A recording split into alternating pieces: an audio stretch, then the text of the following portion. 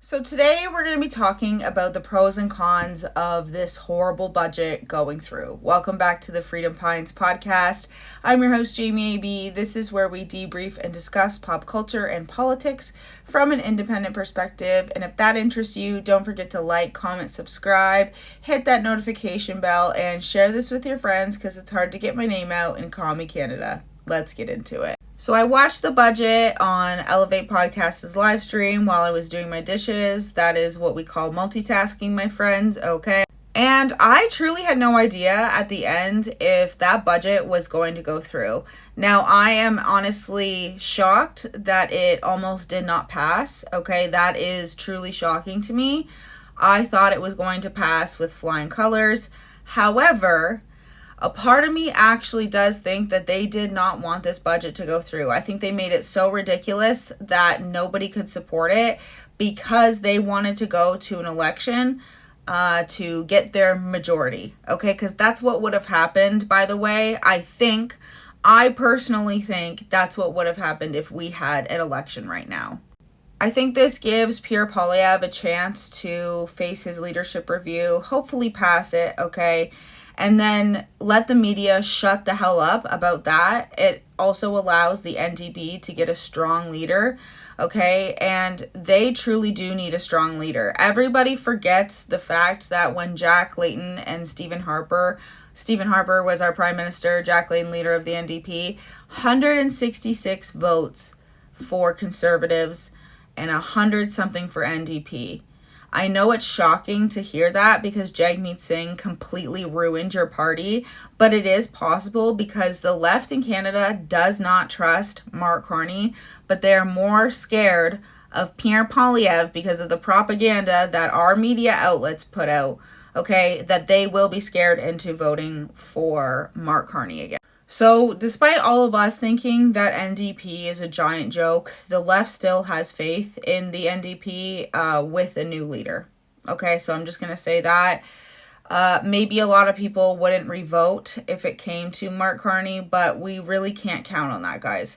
The thing is that I obviously feel very uncomfortable saying Canada needs to sink more before people realize, because the fact that Canadians are so stupid that the only way that we are woken up from our brainwashing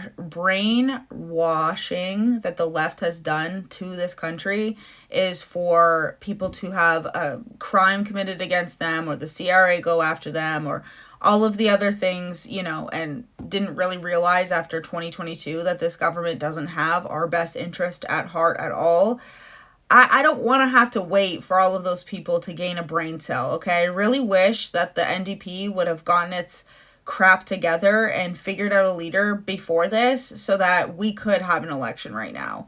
Because I truly do understand all of those who wanted an election right now, because we know, those of us who did want an election and voted Conservative and want PierrePoilievre to be the leader, we know how much this is going to drown Canada.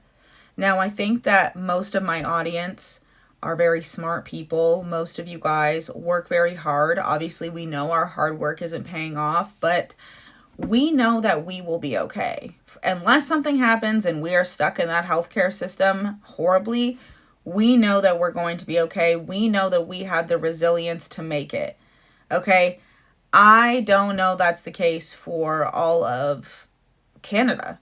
Truly, people are so deeply ingrained into their ideologies here. There was an example of this is that there was a girl in Vancouver who was attacked by a man, okay, who was out on bail. And she was punched in the face so much you could barely recognize who she was. And she didn't care that this man was then let out on bail again. She said, well, whatever this guy needs to get the help that he needs. Do you think that letting him back out on the street and punch another victim in the face like that is what he needs? Or do you think that he might need some, timeouts?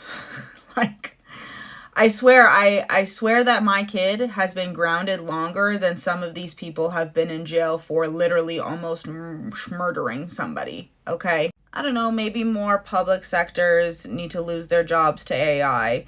And it's so wild to me that Elizabeth May was one of the final votes and that she voted yes just because of the Paris Accord being included, like the Paris Agreement being included in the budget, which, as if she didn't know that that would be included, considering MarkCarney's one of the, parents of that sort of situation being implemented in every freaking place you can think of, including our government. And you know that it's the fake sea change agenda nonsense, because replacing government workers with AI is so incredibly bad for our resources and for the environment, unironically, okay?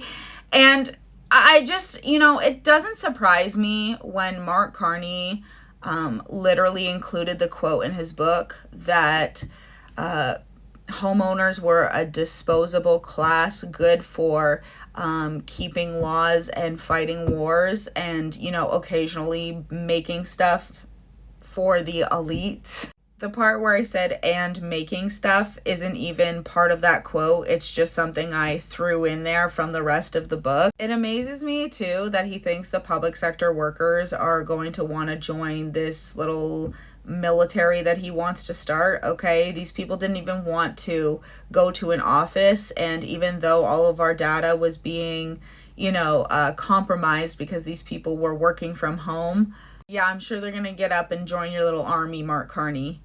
Okay, they're not. If anything, it'll be filled with a bunch of angry leftists who will take that opportunity to,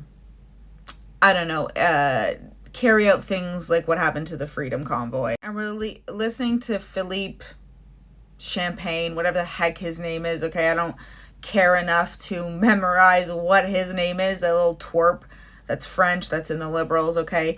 Why did he seem so depressed last night? Probably because they wanted an election, and we all know that they probably had propaganda ready to go. PierrePoilievre wants to send you guys to the polls twice. And the media is such a joke, okay? The way that they were attacking Don Davies last night, which I applaud, actually. I applaud. Attack Don Davies. Go for it. But you need to have the exact same pressure put on MarkCarney and all the time.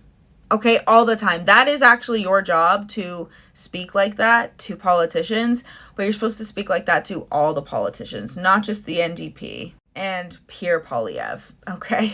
And just so you guys know, I know this time can be really discouraging, okay? As somebody who has been covering politics for almost 4 years now, which is insane to say, it gets very discouraging, okay, especially when I realize that we're almost to 1 year of Justin Trudeau quitting being our prime minister, and thinking about how much time the Liberals have wasted and how much money they've spent of ours and how much work has left Canada, how we are quite literally facing a 1 in every 48 hours a woman dies at the hands of her partner because we have insanely crappy bail laws here. Groceries for me personally are almost up to $1,000 out of my husband's paycheck. We don't have a family doctor. The CRA is after people, including me. Okay, I'm just like you guys. But we will get by with our resilience, okay? I cannot imagine how much this is making people mad that their little Depop situation isn't working out the way that they thought, because humans are so freaking resilient. Okay? And if there's one thing that I've learned over the last few years, it's that we are resilient and we will carry on, as I said. And here's my proposed plan of how we are going to raise a respectful ruckus over the next few months until we have an election, okay? If you are somebody that's being screwed over by a corporation, say that you just got a used vehicle and, they're telling you get the vehicle, they say it's a good bill of health, everything is broken on it, okay? Call and get them in trouble, okay? What I have realized over the last 5 years is that almost every single entity is trying to screw us over. And that is from everywhere, from the food companies, okay, and corporations, car corporation, the government itself, healthcare, schooling, okay? What you need to do is be a massive advocate for yourself. Okay, we're taught to not be Karens. I think that's a psyop to make people not stick up for themselves when it comes to literally any situation. Literally any situation, because people will be labeled as a Karen. Be a Karen. Be a Karen. Call, complain. Oh, did you guys just pick up a Ritz cracker and it tastes different and it's smaller? Complain. Okay? We may need to go the extra mile to make sure that we are getting our money's worth, but we need to make sure that we are getting our money's worth. Okay? And that is with anything, with our taxes, with our food, with our cars, wherever we're spending money. Like, raise a respectful ruckus. If something goes wrong, tell people about it. Go online and talk about it. We need more Canadians talking about the world of hurt that we're in, okay? Because although you will get backlash, people need to see. And in the long run, that backlash will be viewed as them sticking up for the oppressor.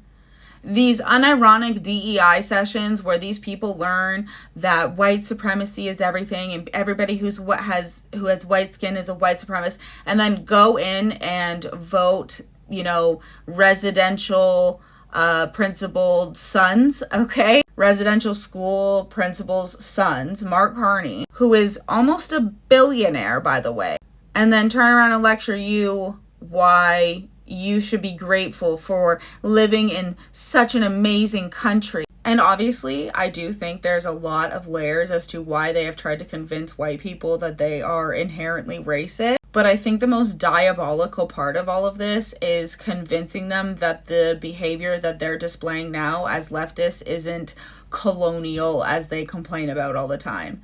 You're telling me that you guys are okay with keeping secrets from parents, from stuff that they shouldn't have secrets to be kept from? That sounds like colonialism to me. You want to give medication to my kid behind their back? That sounds like colonialism to me. You want to indoctrinate my kids and tell them that the religion I believe is wrong and your Marxist ideology is correct? That sounds like colonialism to me. Sorry, colonizer. Colonialism, whatever. Okay, they interchange those words all the time. Oh, you believe in only Western medication? Gee, that sounds like colonizer behavior to me. You're supporting people being replaced with AI because that's what's in the budget and you think the budget is so great. That's very colonizer of you, okay? And it's also very colonizer of you to tell everybody who is struggling right now to suck it up because Canada is a great country anyways, okay? The left are not on the right side of history whatsoever. So this is your sign, if you've ever wanted one, to talk openly out loud about what's going on in Canada. Your best bet to go viral would be TikTok, okay? But even Shorts works on YouTube. But if you post a video on YouTube, it's hard to see. Or someone just has it out for me and they're hiding me from the algorithm, which is exactly what I think is happening. But I still am here yapping my mouth off, okay? I'm still here. I'm still trying. I don't care how much I'm hidden from the algorithm. I'm still trying, okay? So suck it. Anyways, the only pro of this budget was that we can push off an election till spring. The NDP will get their leader and take more of the votes, okay? That's just how this has to work. Does it suck that we had to see an insane budget go through? Absolutely it does. And there's way too many cons to list, okay? One of them being that our dollar is going to be worth even less than it already is. And we won't be able to get a hold of anybody at the CRA anymore, and it'll just be AI.